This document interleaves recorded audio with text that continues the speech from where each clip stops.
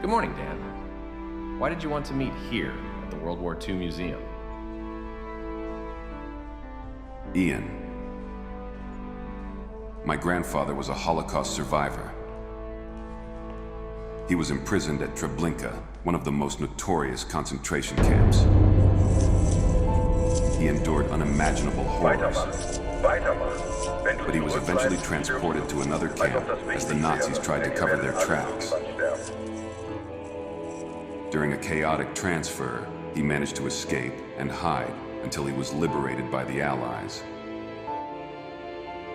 And what happened here is very relevant to what we discussed yesterday about the Nephilim in Genesis 6. How so?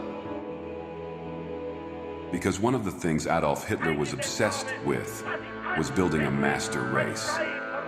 He believed in creating a superior human being, much like the Nephilim were described as mighty and powerful.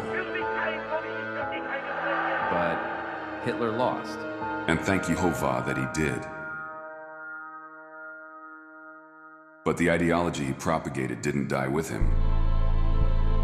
The Nazis are still around to this day.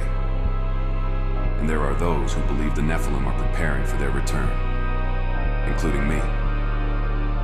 You really think there's a connection?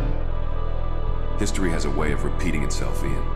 The same darkness that fueled the Holocaust can rise again if we're not vigilant. The Nephilim, whether one believes is literal or metaphorical, represent that darkness.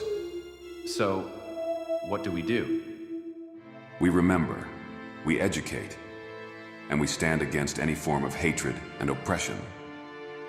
That's why we're here, to learn from the past and ensure it never happens again. Makes sense.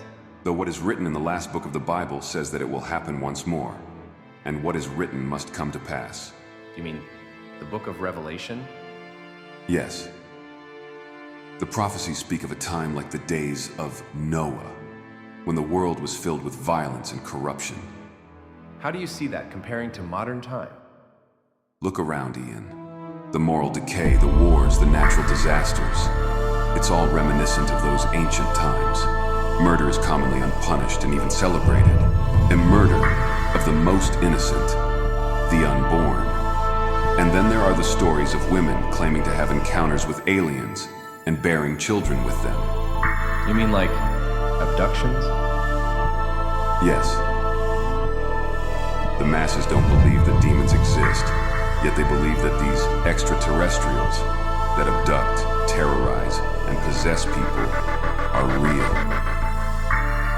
Ian, they're the same thing. That's a lot to take in. I know. But understanding the past and recognizing these patterns can help us prepare for what's to come.